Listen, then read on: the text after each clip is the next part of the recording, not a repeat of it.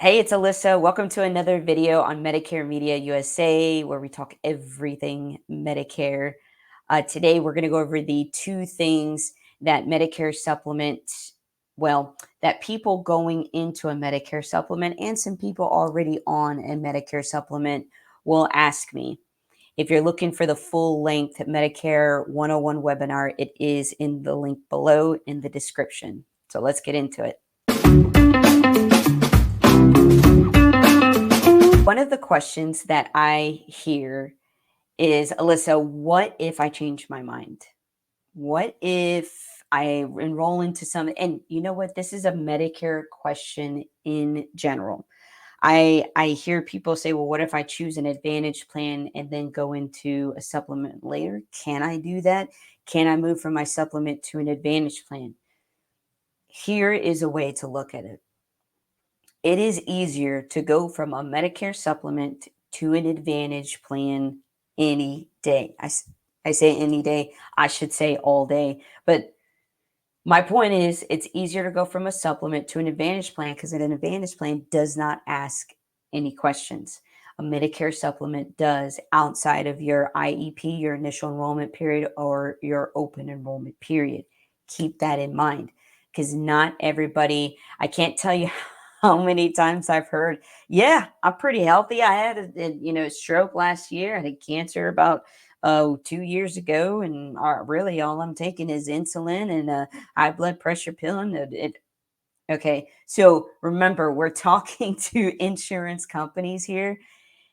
So if it makes sense to you and it's valuable for you to first start with a supplement and then go to an Advantage plan, yes, you can do that. So I always say this, that Medicare, yes, it does allow you some wiggle room, but you got to know how to wiggle and when to wiggle.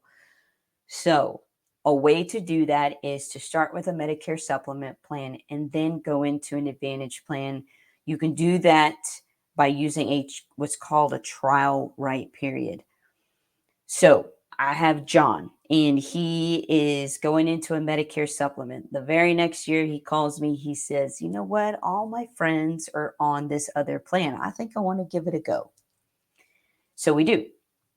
We can do it this way. I say, okay, John, let's get you into that Advantage plan.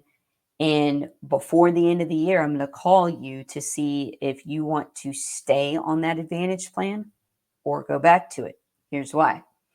The trial right period allows you to safely go back to your Medicare supplement without proving insurability. That is big because not everybody can go back and answer medical questions and pass with flying colors. So let's just say down the road, I ask him, hey, do you want to go back to your Medicare supplement plan? He can say, heck yeah, the grass was not greener on the other side. I want to go back. And that's okay. The other scenario is he wants to stay with his Advantage plan. But John also better know that that's his Advantage plan for the duration that he wants to stay on that plan. But any longer than that period, that cutoff period of 12 months, he can't go back to a supplement without proving insurability. So that is number one. Number two is, for right now, a solid strategy as well. I say for right now because Medicare is always changing, right? That's why I put these videos out. That's why I label them as the year that they are, because who knows what it's going to be next year. But every year there is something called annual enrollment period. This is where you can make changes. So between October 15th to December 7th, you can make changes and enroll in the next year's plan. The good thing about Medicare supplement is that it is guaranteed renewable. The company will not drop you. You just get automatically enrolled in the next year. For your drug plans, real quick, those things change every year. So do go over the formulary list in whatever drugs that you're currently on. That's a good idea to do that. So let's talk about number two, though, the next way you can wiggle in a Medicare supplement. So There is a plan F, there's a plan G, and a plan N. These are probably the top three, the mostly enrolled in plans in 2024. So plan F is something that not everybody can get because you do have to be Medicare eligible before 2020 to even qualify for an F. So for the purposes of this video, let's talk about G. So if you enroll in a plan G, and yes, side note, all of Medicare supplements will inch their way up, their way up in premium as time goes on. Has to do this. It has to do this because as people get older, they get a little bit sicker, cost the company a little bit more money, which is why you want to go with the bigger companies that focus on Medicare supplement. And then inflation. I don't know. I don't have a crystal ball. That's not my department. Uh, I draw a straight line when it comes to financial advice. I don't give it. But I do know that the bigger financially fit companies will make little inch increments up, not the bigger jumps that you see, the 15, the 20% jumps in premium. So the plan Gs will naturally be more expensive than plan Ns because plan N, just a brief recap, it does have two copays involved, whereas plan G does not. So those premiums are built in for those specific benefits. So let's just say John again enrolls in a plan G, and 8 years down the road, he says, "Woo, dog, my premiums are kind of they're beginning to impact my way of eating. I now have to eat ramen noodles or something like that, bread and water, to keep my Medicare supplement plan. What are my options?" One of them is the trial right period that I just spoke about. But the other one is kind of, I hate to say downgrading. I don't know the other word for it, but it's where you level down to a plan N.